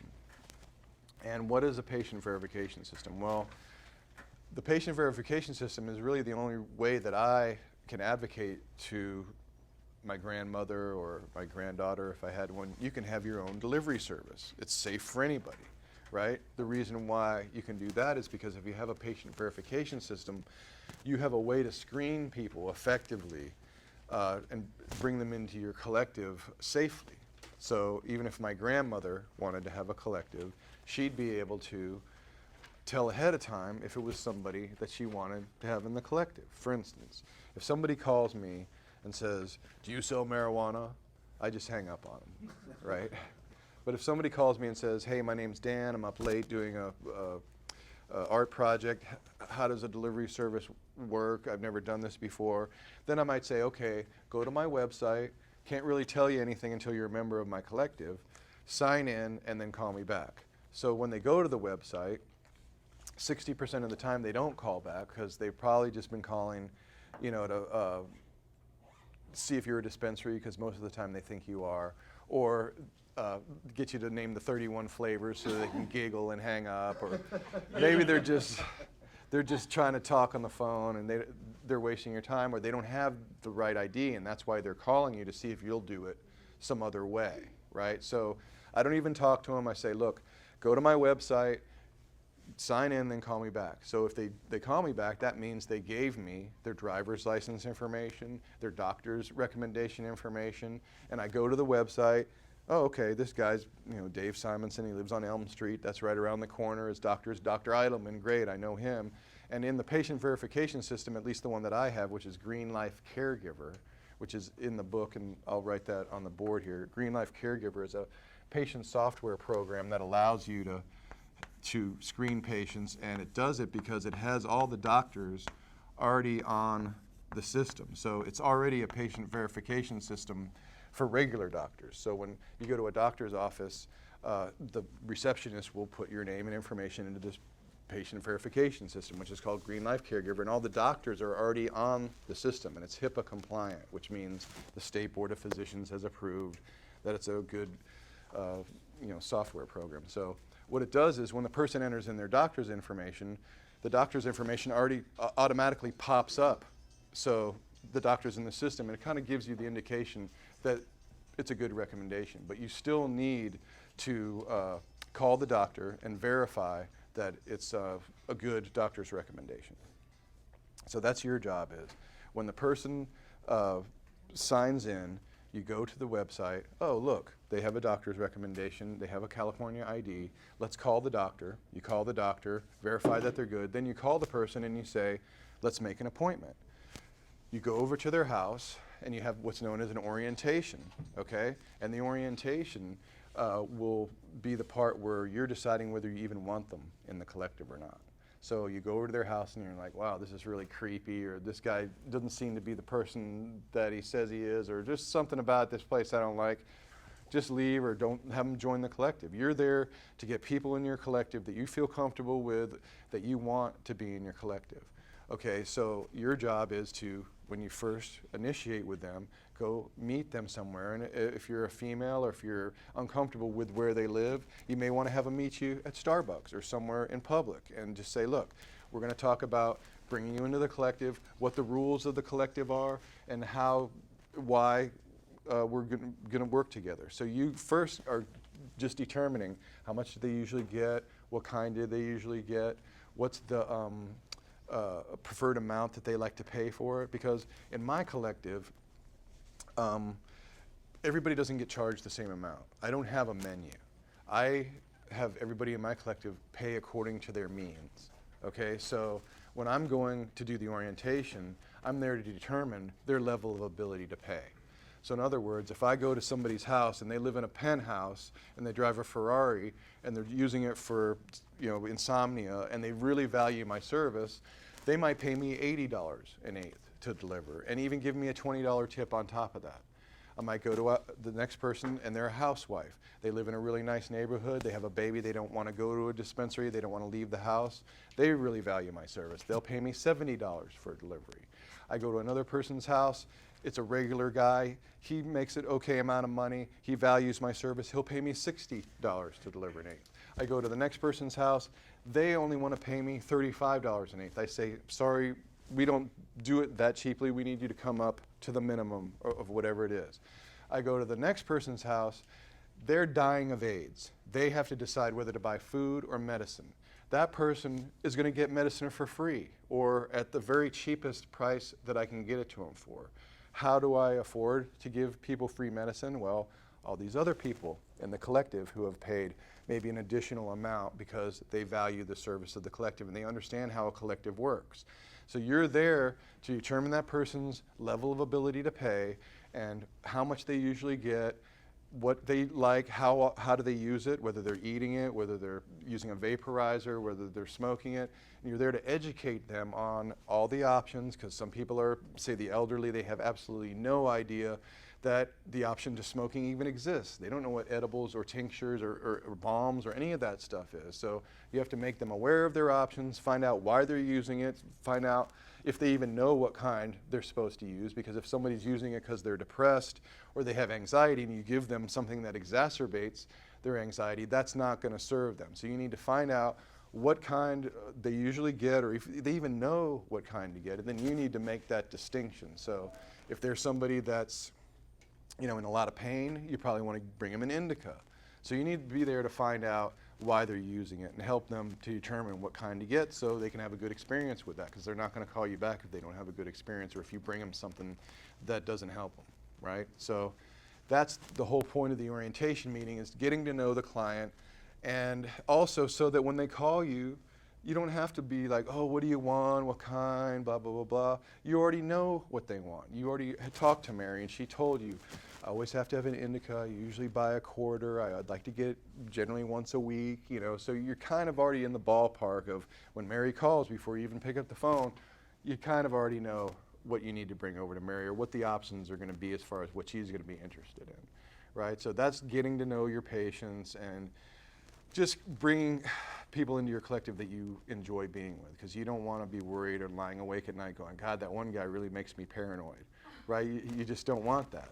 So that's the whole reason why I got into this industry, was because I wanted to deal with people who I wanted to deal with. I didn't want to have a 9-to-5 job.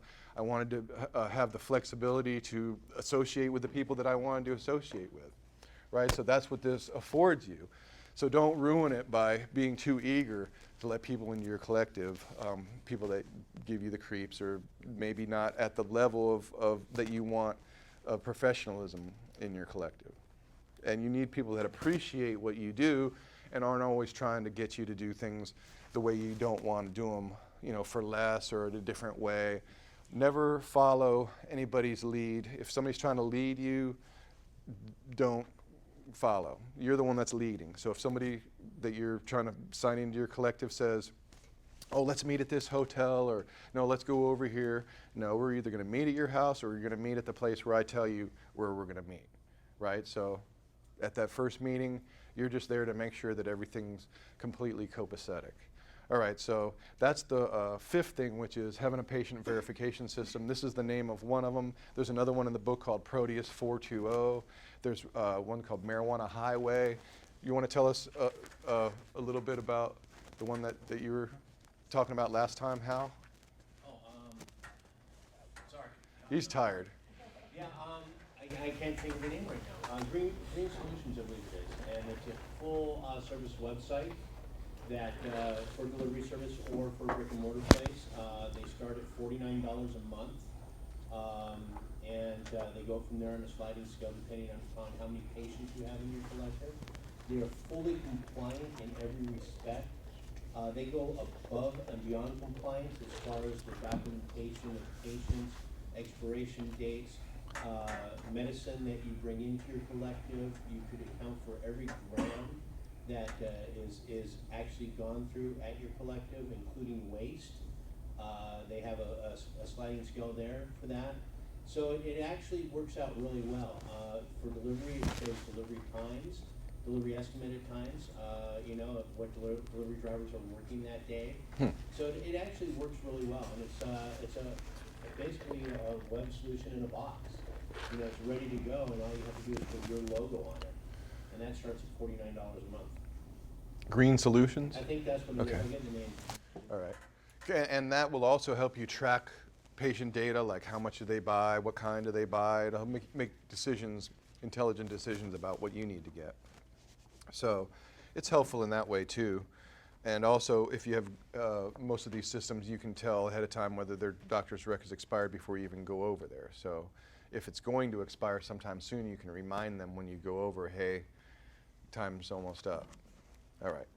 So any questions about any of those 5 things? The first was the doctor's rec, DHS card. Second was forming a collective or cooperative. The third is having a membership agreement of some kind. The fourth is having a business license and a seller's permit. And the fifth is the patient verification system. So those are the 5 things that are relevant to everybody in here. So you can't really avoid doing those things. Now, how do you do those things? The first, Dr. Eidelman or any doctor, like you can Google medical marijuana doctor and then your zip code, and there might be one right around the corner from your house. So preferably be somebody that is close by and maybe your neighborhood doctor, right? So that's the first thing. Then the DHS card is on page, what was it, 15? Yeah. So either that or Google medical marijuana program and your county. And the first link that will pop up will be the application. Print out the application. As I said, it's going to be 4 pages long, but since you're not a caregiver, you only have to fill out that first page, because the rest of the 3 pages are if you're going to bring somebody with you. So once you print it out, don't worry about those other 3 pages. Everybody always gets really upset about that. It's just the first page, so you're just getting a patient card. All right. The second part of it, you're either going to send in this registration of unincorporated association on page 9 and become an unincorporated association, or you're going to hire an accountant or an attorney to do this, and I'm going to have Doug come in and explain to you about that later today. The third thing is you have to have the membership agreement, which you can get from me, but we've also provided 2 membership agreements in this book. So one of them would be for, let's see, it's on page 18. This is the kind of membership agreement that a collective might use when they've already signed in somebody online. In other words, it doesn't have a place for them to fill in their name and address, which there's another on page 53 that does have a different format. So we got one on page 18 and one on page 53. The one on page 53 would be more for a dispensary. So you come into a dispensary, they hand you this form, you got to fill out all this information, and then they have you sign the membership agreement, which is this thing on page 18. But if somebody's already gone to my website, they've already put their name and address and all this stuff that's on page 53, so that's not really practical for my membership agreement. So they just have to sign something a lot more simple. My membership agreement is actually 4 pages long, but this one on page 18 is just 1 page long, and it can be as simple as that. So here's one for you on page 18, and here's one on page 53 for your use if you want to. If you want to just Google medical marijuana membership agreement, you can come up with 100 of them and see different examples of other people's membership agreements. Okay? All right, the business license and the seller's permit, as I said, you get that from the city that you live in or you have your mailing address in. Can't be a P.O. box, has to say just a regular address on it. It can be a P.O. box, it just can't say P.O. box, so you can go to a UPS store or a mailbox and photo and get an address that doesn't say P.O. box. The seller's permit you get from the Board of Equalization. The fifth thing is the patient verification system, which you guys are going to have to do a little bit of research on your own. Just call Green Life Caregiver or Green Solutions or Proteus 420 or just Google medical marijuana dispensary management software, and you'll come up with any number of different patient verification systems. All right, so I wanted to talk about a few more things that are in the book that you might find of interest that we provided for you, because this book itself is really worth the admission into the class, because we have some things in here you can't get anywhere else. Plus we've brought everything together into one place for you in this book. A lot of people that have other schools, for example, think it's real easy to just come up with information because you can just get it all on the internet, which some of this stuff you can get on the internet, but some of this stuff we've had our attorneys create. For instance, on page 19, we have an authorization to transport form, and on page 20, we have an authorization to cultivate form.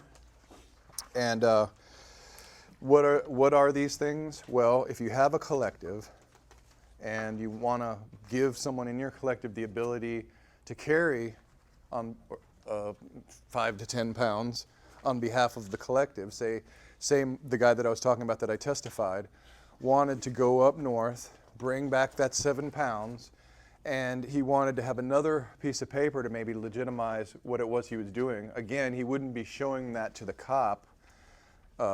Maybe he would, but the cop wouldn't have any ability to legally analyze it. But your attorney would present this authorization to transport to the authorities if he ever had a problem.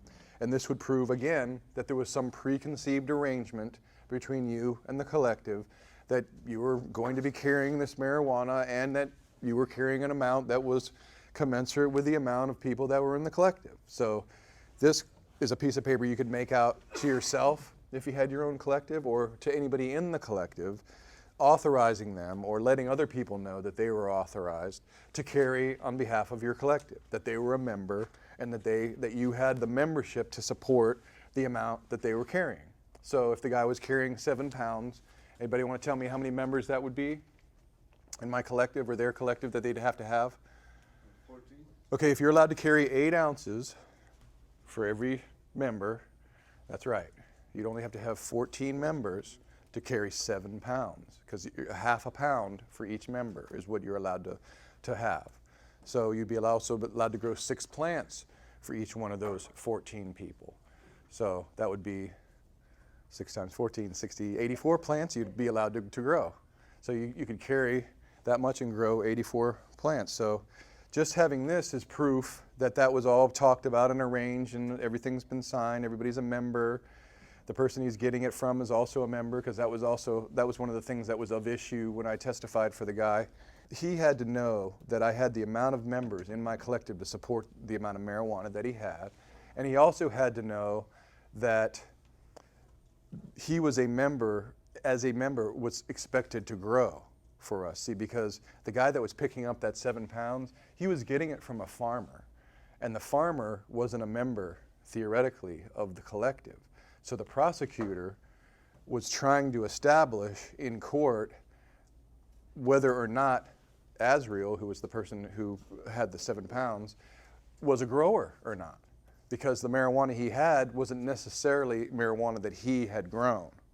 So in court, I had to, what got him off the hook basically was the fact that I said, they asked me, was this person, this member of your collective, did you know that he was growing for the collective? In other words, did we have some kind of preconceived arrangement? And I said, when you're a member of a collective in California, you're expected to grow on behalf of the collective. So yes, we automatically assumed he was a grower, right? So since he didn't object to that statement during the course of the testimony, later they had to go back and read it again. Since he didn't object to that statement, it was assumed in court that the guy was a grower. So he was let off for that charge. But as you can see, they want to make sure that it's a closed circle of people that the marijuana is coming from. So even the farmer himself would have had to have been a member of my collective for it to be a completely legal transaction. So as we know, farmers don't necessarily, when Farmer Brown has a crop, he doesn't want to ride to town in his truck because everybody's going to go, hey, Farmer Brown, next year, we know about this time, we got to go steal his crop, right? So the farmer needs to have a middle person or somebody else that's bringing the marijuana to the collective for his own security. So ideally, you want to have the grower be the one that's you have the contract with that you're getting it from. But just so you know, sometimes that's not the way it works, but try to have a membership agreement with every single person that you're doing business with, even the end or the beginning user, because people in your collective may not be actually growing it themselves. So that's all I'm trying to point out. Okay, this authorization to transport is if you want to give somebody the ability to carry it. This authorization to cultivate form is for people that want to grow it. Everybody in the collective, as I said, is expected to grow on behalf of the collective, but not everybody in the collective can grow. And if you don't want to form your own collective, then you want to grow on behalf of somebody else's collective. That's what this form does, is it allows a member to grow for the collective, or just, you could put this up in your grow. You know, when the person comes in that's inspecting the grow, which is probably a police officer, you're just going to show them your DHS card and maybe this authorization to cultivate form, right? Or maybe the business license and seller's permit from your business might be up there on the wall or something, but the only thing, like I said, that they can analyze is the DHS card. So you're going to have a DHS card, you're going to have this authorization to cultivate form and some kind of proof that you're in a collective or that you're growing for a collective. So like I said, you're not going to have membership agreements on every plant, because some people do that, but you don't really want to do that because you don't want to disclose people's identities. So that's not really the proper way of doing it. The proper way of doing it would be to have all the membership agreements, but your lawyer has a copy of it and he presents that to the authorities when they come in. I was speaking to a dispensary up north, and the only thing they did different, they actually put the route on their transportation agreement. Sure. A little more added. Well, the more details you could put on there, like you could put on there the date, because there's no date on here. You could fill that in just specifically for the day that you were doing it, or you could make it from March to whatever. So yeah, you can make it as specific as you want. I've even seen people go get it notarized for a trip. Sure. So Sure. why not? Especially if it was a large amount and you were worried about it. These guys were asking about if you're supposed to have a grow operation in your dispensary.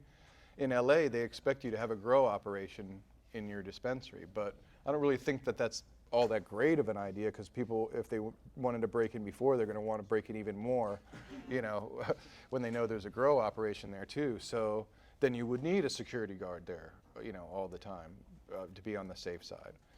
But most of the people that I know that have security guards, if they have them, because security guards are kind of being phased out as things become more normalized.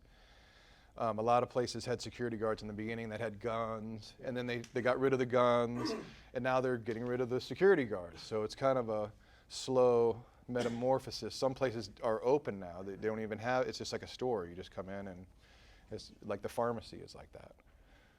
So you don't have to have a security guard, but it's always good to have a guy there without a gun just to keep things normal. And plus, the neighborhood likes it when there's a security guard there, especially if there's a parking lot, because the security guard can help the other businesses too. And that's the other thing that you have to remember about having a dispensary, is endearing yourself to the neighborhood. So if you're going to open up a dispensary, you might want to, before you do that, go around and talk to the neighbors, make sure they're okay with it, make sure they know that you're going to be an asset to the neighborhood instead of a nuisance. So for instance, this one dispensary I know, they went around and they asked everybody, what's the problem in the neighborhood? What kinds of things are going on that you don't like? And one problem was that people who were walking their dogs were letting their dogs crap all over everything. So they went out and they put up a post that had little plastic gloves on it and dog bags, and they said courtesy of so-and-so collective, and that endeared them to the neighborhood. There was another collective called the Rainbow Collective that they did every Saturday. They did a cleanup, a neighborhood cleanup, and their volunteers would go and pick up trash every Saturday. So when they moved in, they were hated, and people would grimace at them when they walked to the store and opened up. And after they started cleaning the neighborhood up, they got waved at, and everybody liked them, and they expected them to clean up the neighborhood, and they liked them to be there after that. So if you do things like that, then it'll help out to keep the dispensary from being closed just because you're a nuisance, because that's the main reason why people will complain about you or say that you should be closed. What power do they have to close you?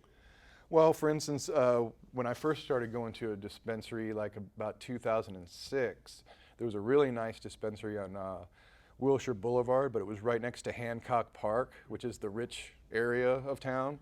And they were in a private building, like an office, like for a doctor's office.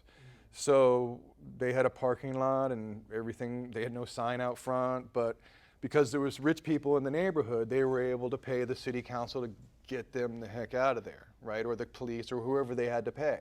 So if you're in a neighborhood or next to a neighborhood where they don't want you, if they have money, they can get rid of you, right? But if you're in a neighborhood where nobody cares or that's just the way it is, then you're not going to have that problem. That's why doing your research on zoning is the #1 thing to do before you open up a dispensary, because you have to know exactly ahead of time what the problems are going to be if they're going to complain about you. So the first thing they're going to say is, we don't want you here because there's this, and this around, or you're not zoned correctly. That would be the first thing that they'd say. The second thing they'd say would, you don't have the proper permits, or you didn't get the proper paperwork, or you're not a collective, right?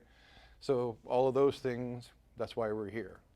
So if you have all those things and you're zoned correctly, you should be able to open without any kind of ramifications. And if you're any of the other businesses, a grow op, edibles operation, or delivery service, you don't have those considerations for zoning. So you can operate anywhere that you want, except for, if you're going to do a grow op outside, as I was saying, because those have specific rules. All right, so what else is in this book? The green section is the section that we're going to be going over with Michael. It's the law section. And this handout right here is what he wanted me to hand out today, because there's apparently some updates in the law. So we're going to go through that when he gets here. So if you guys have any questions on zoning or opening up a dispensary, he's going to go over that. And also in here we have the white paper on marijuana dispensaries, which is a report from the Police Chiefs Association, which is interesting reading because it talks about the marijuana industry, but it talks about the marijuana industry from the perspective of the police. So you'll get a lot of interesting information that's true, but it's slanted in the sense that they're talking about everything from a very negative standpoint and how it's a negative impact on the community and all the negative things that are happening as a result of all these facts. So there are some facts in here that are very good, but they're going to tell you that dispensaries lead to crime, and of course marijuana leads to addiction and all these other kinds of things. So like life safety hazards created by grow houses and all the negative stuff that's associated with the industry. So I put that in here so you can see the kinds of arguments and the things that people are going to be bringing up when you tell them you're in the marijuana business or they're against the marijuana business. So if you can read through here, you'll see the kinds of things they're going to bring up, and you'll be able to argue right back. All right? All right, so then we have a state-by-state guide of what the medical marijuana laws are. And as you can see, they're all quite different from state to state. For instance, Colorado, it's for-profit. You can actually have a for-profit marijuana business in Colorado. And you don't have to set up a nonprofit mutual benefit corp like we do here. You can do it for profit, and you can grow more than 99 plants. It's still federally illegal, but somehow in Colorado you can get a permit, for example, to grow if you have a dispensary, or you can get an infusion license and grow thousands of plants if you're going to be making edibles or tincture or oil or anything like that. So you are allowed to have commercial grows in Colorado, so that's a big difference. Nevada, you can only grow 3 plants for yourself, and that's it, and that's where you get your marijuana. So as you can see, there's a big difference from state to state. It's not legal in Las Vegas? It isn't, no. As a matter of fact, if you want to be a medical marijuana patient in Nevada, you have to pay $500, you have to get a doctor to testify that you have a condition, right? You have to get fingerprinted, and you have to go to the DMV and get what is a driver's license, but it says that you're a medical marijuana patient. So you get your DMV, your DHS card from the DMV there.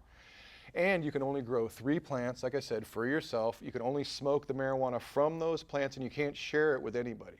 If you want to have a caregiver, the caregiver cannot be a patient, and he can grow those 3 plants for you, and that's it. So it's not very fun in Nevada.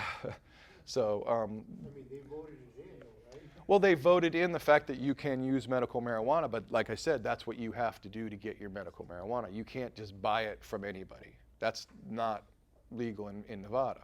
So you have to grow your own 3 plants. That's the only source of marijuana that you can have. And like I said, you have to do a pretty extensive background check. So you guys are pretty lucky that here in California we don't have that. Plus, you don't have to be a resident for any certain amount of time. For instance, in Arizona, you have to have lived there for 2 years, or maybe they're trying to make it 3 before you can do business with medical marijuana. So you can't have a dispensary or a grow op or any of that stuff unless you are an Arizona resident of 2 or 3 years. Here in California, all you have to do is have a California ID. You can come from anywhere, get a California ID, and do business with medical marijuana. Bob, is your DHS card or your doctor's recommendation acceptable in any other state besides California? That's a great question too, because some states are reciprocal. In other words, some states will allow you to use the marijuana in their state if you have a card from your state. So if I'm from California and I go to Arizona or Oregon, they will acknowledge my card there. If someone from Oregon or Arizona comes here, it's not acknowledged. You have to get a California ID and a California doctor's recommendation. That one card that you were telling us that we can get the initial. DHS card. Yeah, that one has to be done every year. renewed? This is an annual card, yeah. And they're gonna destroy the evidence or the records that you were a patient after a year. So you have to renew it every year. Every year. So that, even the one that we got for only, you can grow, what, 6 plants and 12, that's done every year. That's an annual thing too. So that's 2 expenses you're gonna have annually. You're gonna have to renew your doctor's rec and your DHS card. That's that's a minimum of $400 probably that you're gonna pay, maybe $300 depending on whether you're renewing or not. It's cheaper when you renew your doctor's rec.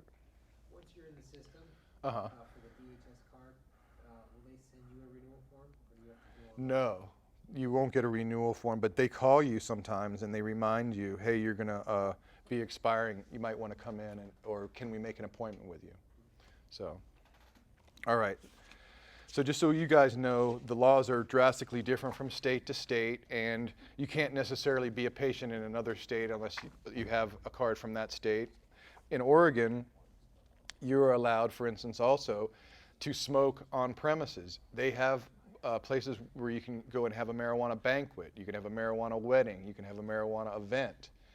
That could be coming here, but we can't do that now because we're not allowed to have on-site ingestion. So they have events. They charge people to come in. When they come in, they can smoke and use as much as they want, but they can't take it with them. So that's how they get around that in Oregon, for example. All right, so this yellow section was the growing section, and we had a different teacher in here before Ken, so we have his outline in here. And you guys got the cultivation outline, so you should have that.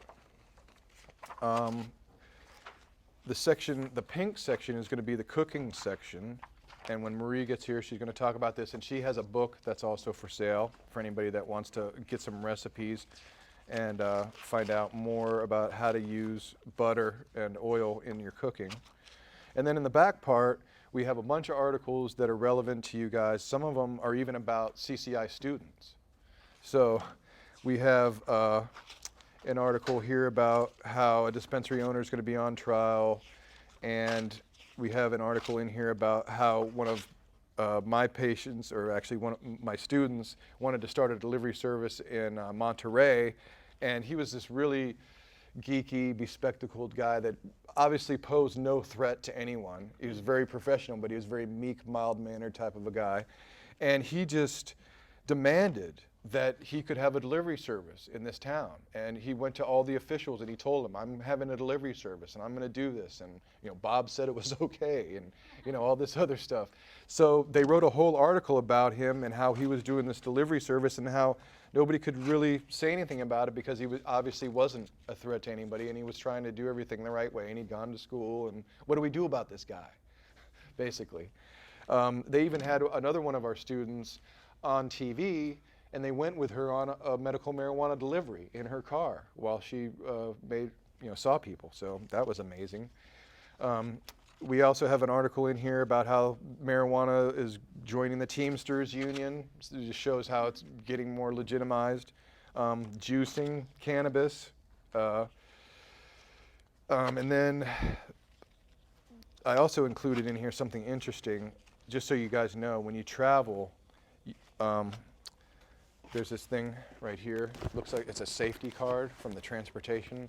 You can carry marijuana with you on a plane in California. You can't go out of state with marijuana, but if you travel within California, you're allowed to carry it as long as you carry your doctor's rec with you or your DHS card on the plane. But that's what you're supposed to do, is you're supposed to check the bag through, not in your checked luggage, but in the carry-on luggage, right? And you just put your marijuana there with your doctor's rec and put it through the thing, and they look at it and they giggle and they point at it, and then they let you on through and everything's fine. I took my marijuana and hid it. I put it inside of a magazine, inside of an envelope, inside of somewhere, right, in my bag, and I didn't check it. I checked it, I didn't put it through the carry-on. So when I got to my destination, which was a CCI class in Oakland, I had this little card. Inside, I went to go get my weed. And this card was with my weed, in my weed. So when I opened up my bag, what's this? Oh, it's a you're not so slick card that says, we saw your marijuana and blah, blah, blah, blah. But that's what they put in my bag. It was right in with my marijuana. So they didn't take my marijuana. They searched my bag, the one that I checked, not my carry-on bag. So when they found my marijuana, they put this card in with it. So I just wanted to show that to Do you you. have a copy of your card? No. I didn't have anything at all. That's why I was surprised that they just hadn't taken it, So they didn't confiscate it. They just put the card in there kind of telling me, you're not so slick. So just so you know, you're allowed to travel with it in the state of California. Probably wouldn't want to carry more than 8 ounces on me, just as a rule of thumb. It's probably not a good idea to be carrying pounds and pounds with you. But as you heard, my friend got busted at the Burbank airport having a half a pound, but I don't think, as I said, that he was aware that he had it, and it just turned into this whole scenario when he probably, if he had his DHS card, could have just said, hey, I'm bringing this marijuana with me. Here's the DHS card. What do I do? They would have either said, get the hell out of here, or they would have said it's okay to carry it on. All right, and then there's other articles in here about, for instance, medical marijuana delivery service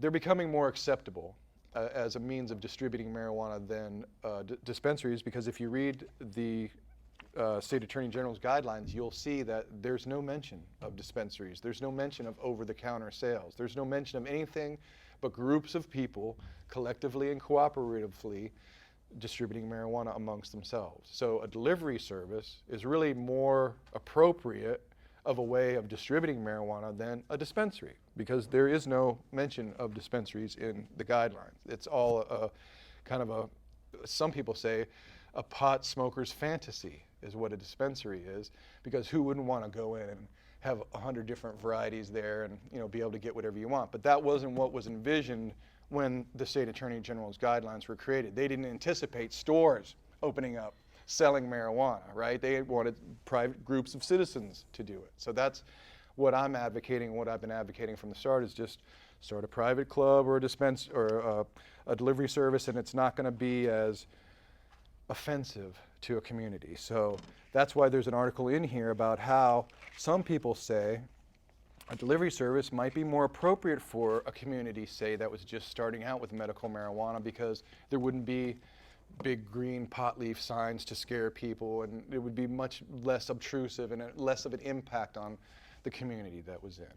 So I agree with that, but I also agree that dispensaries are a necessary thing, and you got to have a certain amount of dispensaries in every city in order to serve people correctly, because if I'm a delivery service, I can only see 10 or 15 people a day at the most, because unless everybody's in one high-rise building, I've got to drive all over town to see people, right?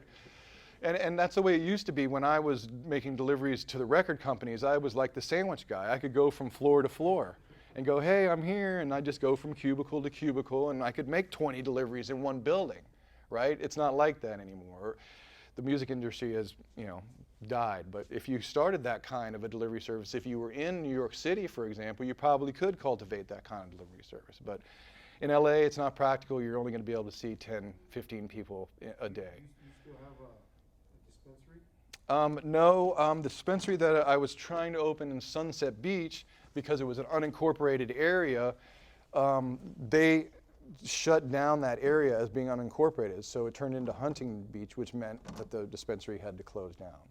But that was just because it wasn't zoned correctly. That's why I keep talking about the zoning, and how if you start from the beginning in a place that's zoned correctly, you won't have that kind of issue. So I'm going to see if, oh, Michael is going to be here in 5 minutes. All right, cool. All right, so you have a question. Yeah, I know that the laws are like constantly changing. Is there like any website or anything that you can recommend so that we can like something that's easy, we can just log on or something and check out new laws? Well, the Americans for Safe Access website is the closest thing I can think of that keeps you updated on the different counties, the different states, and the different laws that are happening. Are you guys familiar with Americans for Safe Access? It's safeaccessnow.com. You guys should all know about Americans for Safe Access, because if you ever, for instance, got in trouble and you had a court case, they would all come on down and rally outside and hold the signs up. And a friend of mine named Katrina, here's another delivery horror story for you. Only because they didn't follow the rules. And like I told you before, the other person that got pulled over, they didn't do it the way I'm advocating, so they got busted. And this person got busted because she started a delivery service. She did everything correctly. She followed all the rules. It started a corporation and got all her business license and seller's permit. But when she went to go see somebody, she didn't verify them ahead of time, and she went over to meet them with the stuff, and she met them in a hotel. So it was a setup, and it was a cop, and she just walked into an entrapment, basically. She should have in the first place said, no, I don't want to meet you at the hotel, let's meet at Starbucks, had him sign the membership agreement, and at that point they would have been off, forget it. The cops would have just been like, no, we can't do that, because if we show her our real ID, she's allowed to sell it to us, right? So they're just going to try to get you to do it outside of the way that you're supposed to do it. So if she had asked for them to meet her somewhere and had gone through that protocol, she wouldn't have had that problem. But just so you know, it eventually went to court, and she got in all kinds of trouble and stuff. But as soon as the judge heard what was going on, he said, this is a total waste of time. This person is not a criminal. She got her corporation, she did all this stuff that she was supposed to do, and he let her off. So the attorney also said to the cop, did you know that you should have your own attorney here, because what you did was entrapment? So they weren't allowed to do it like that anyway. So on a number of different levels, both of them were doing things wrong, but the whole point, she still had to go to court. She was exonerated, but she only had to go because she didn't do it the way that I told her to do it. So, and you would think that being a female, she would have been a lot more worried about going and meeting some strange person at a hotel, right? Which I wouldn't have advocated for anybody to do, right?